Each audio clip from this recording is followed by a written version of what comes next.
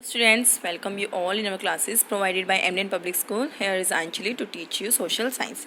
हाँ जी, हम लोगों ने हमारा चैप्टर डेमोक्रेसी स्टार्ट किया हुआ है, ठीक है, right.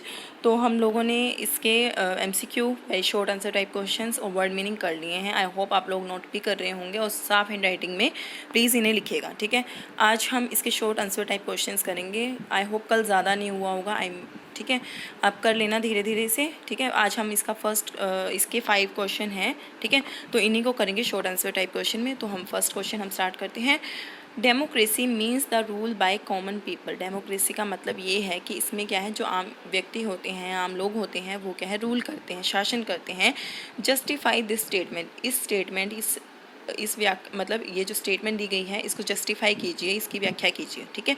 In democracy people participate in decision making process. क्या कहता है कि जो डेमोक्रेसी होती है, लोकतंत्र होता है, इसमें क्या है, जो लोग होते हैं वो डिसीज़न लेने की प्रोसेस में क्या होते हैं, भाग लेते हैं, शामिल होते हैं। जो भी डिसीज़न लिया जाता है उसमें क्या है, व्यक्ति अपना, जो आम लोग होते हैं वो अपना क्या देते हैं, योगदान देते हैं। In democracy elected representatives takes decisions on behalf of entire population. ये कहता है जो डेमोक्रेसी होती है, लोकतंत्र होता है, इसमें जो चुने गए प्रतिनिधि होते हैं हमारे, वो डिसीजन लेते हैं किसके बिहाफ पर, पूरी पॉपुलेशन के बिहाफ पर। क्योंकि हम लोग उन्हें चुनते हैं, वो हमारे लिए क्या लेते हैं, डिसीजन लेते हैं। इसीलिए क्या है, जो डिसीजन अल्टीमेटली किसके द्वारा लिया गया है, आम लोगों के द्वारा ही लिया गया है। होप आपको समझ आया होगा, ठीक है। ज़्यादा कुछ डिफ़िकल्ट नहीं है और बिल्कुल छोटा ही है, ठीक है। What are the main feature of monarchy. हाँ जी, फीचर्स क्या हैं मोनार्की के। मोनार्की क्या होता है, राजतंत्र होता है, यानी कि राजा का तंत्र। अब तो बहुत कम हो गया है, ब्रिटेन में है जैसे रानी एलिजाबेथ, ठीक है। पहले बहुत ज़्यादा होता था, इंडिया में भी क्या है, राजा ही राज करते थे, ठीक है। तो उसके फीचर्स क्या हैं, इन्होंने पूछा है। The head of royal family is the head of the nation. जो भी रॉयल फैमिली का हेड होगा वो पूरे ही देश का क्या हो जाएगा, वो हेड हो जाएगा। जैसे रानी एलिजाबेथ है ब्रिटेन में, वो क्या है, पूरे ब्रिटेन की क्या है, रानी है, ठीक है। द किंग और queen is succeeded by his और हर क्लोजेस्ट रिलेटिव। ये कहता है कि जो राजा या रानी होंगे, उनका जो वंशज होगा, जो क्लोजेस्ट वंशज होगा, यानी कि सबसे बड़ा बेटा होगा, वो क्या है, उनको संभालेगा। मतलब क्या है, उनके बाद जो उनका राज्य है वो कौन संभालेगा, उनका क्लोजेस्ट रिलेटिव, ठीक है, उनका वंशज, ठीक है। आई होप आपको ये भी समझ आया होगा। Monarch take decision with the help of minister और एडवाइजर्स। ADVISORS, ठीक है। जो मोनार्क है, राजा होते हैं, वो डिसीज़न लेते हैं अपने मंत्रियों से सलाह करके, और क्या है, जो सलाहकार उन्होंने अपॉइंट कर रखे होते हैं उनसे। क्योंकि देखो, आम लोगों तक राजा खुद तो जा नहीं सकता, या रानी हर एक व्यक्ति से नहीं मिल सकती, ठीक है। तो वो क्या है, अपने मंत्रियों से क्या करेंगे, सलाह मशवरा करेंगे, देन वो अल्टीमेटली कुछ डिसीजन लेंगे। The monarch has neither to explain his actions. और ये कहता है कि जो भी राजा डिसीजन लेगा, उसको कोई ज़रूरत नहीं है कि वो जाके आम इंसान को ये बताए, मतलब जो उसके राज्य में लोग रहते हैं, कि उनके द्वारा ये डिसीजन क्यों लिया गया है, ठीक है। कोई भी उन्हें एक्सप्लेनेशन देने की ज़रूरत नहीं होती। हाँ, अगर वो चाहें तो वो दे सकते हैं, लेकिन क्या है, कोई उनके ऊपर क्लेम नहीं कर सकता कि आपने ये काम क्यों किया है, हमें बताइए, ठीक है। तो आई होप आपको समझ आया होगा कि एक जो राजा है, उसकी फैमिली में जो राजा की मतलब एक शाही फैमिली है, उसका जो सबसे बड़ा सदस्य होता है, वो पूरे नेशन यानी कि पूरे देश का क्या होता है, लीडर होता है, हेड होता है, ठीक है। और जो राजा और रानी होते हैं, उसका जो वंशज होगा अगला नेक्स्ट, वो क्या है, उनके बाद उस पूरे शासन को संभालेगा। और ये डिसीजन के बाद फुल स्टॉप नहीं आएगा यहाँ पर, ठीक है। जो राजा है वो सारे के सारे डिसीजन लेगा, किसकी हेल्प से, मिनिस्टर और एडवाइज़र की हेल्प से। और राजा है या रानी है, उनको कोई भी अपना डिसीजन जो लिया गया है उसको एक्सप्लेन करने की ज़रूरत नहीं होती, ठीक है। आई होप आपको समझ आया होगा। नेक्स्ट है हमारा, write a brief note on universal adult franchise. हाँ जी, मताधिकार का जो वोट था, यूनिवर्सल एडल्ट फ्रेंचाइजी, ये जो हमारा स्टेटमेंट है, ये हमारी स्टेटमेंट है, इसको एक्सप्लेन कीजिए। हाँ जी, हम लोगों ने वेरी शॉर्ट आंसर टाइप में भी इसको पढ़ा था, थोड़ा बहुत उसी में से लिया गया, थोड़ा सा इसको एक्सप्लेन किया गया है, ठीक है। Universal adult franchises means that all the adult in the country are allowed to vote. इसका मतलब ये है कि हर एक व्यक्ति को, जो युवा है एक देश का, उसको क्या है, वोट देने का अधिकार है।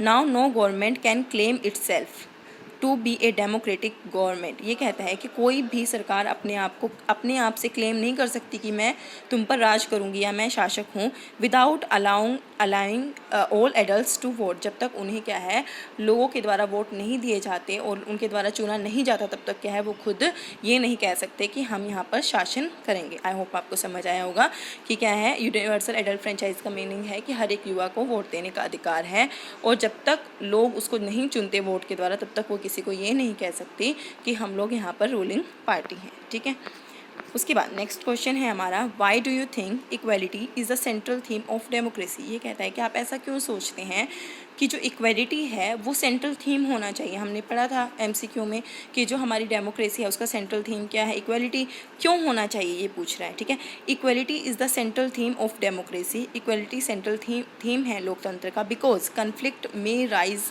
When the people of different region होता है क्षेत्र, रिलीजन होता है धर्म, लैंग्वेज होता है भाषा, कास्ट होता है जाति, कल्चर्स होते हैं कल्चर होता है संस्कृति, जेंडर लिंग और इकोनॉमिक बैकग्राउंड, मतलब कोई अमीर कोई गरीब, do not value one other.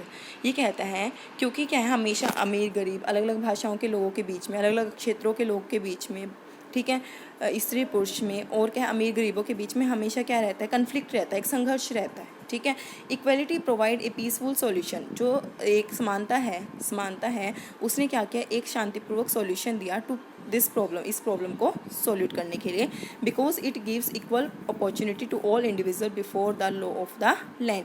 ये कहता है क्योंकि ये क्या है, इक्वल अपॉर्चुनिटी देती है सभी लोगों को लॉ के सामने, कानून के सामने। हाँ जी, जब कोई वैकेंसी निकलती है, चाहे वो हाई पोस्ट हो चाहे लो पोस्ट हो, मतलब चाहे कोई भी ग्रेड की हो, तो वो क्या है सभी लोगों के लिए एक जैसी होती है। कोई भी व्यक्ति अगर चाहे तो उसको फिल कर सकता है और पढ़कर क्या है उसको अटेंड कर सकता है। ठीक है, उसमें ये नहीं होता कि इसको ये लोग नहीं भर सकते या इसके लिए ये एलिजिबल नहीं है। ठीक है, मतलब अमीर गरीब जेंडर के बेस पर उनको अलग नहीं किया जाता, सबको इक्वल चांस दिया जाता है। इसीलिए क्या है डेमोक्रेसी क्या है, इक्वल, मतलब एक इम्पोर्टेंट थीम है, सेंट्रल थीम है। ठीक है, what do you know about the coalition government. Coalition government क्या है, हाँ जी हम लोगों ने पढ़ा था।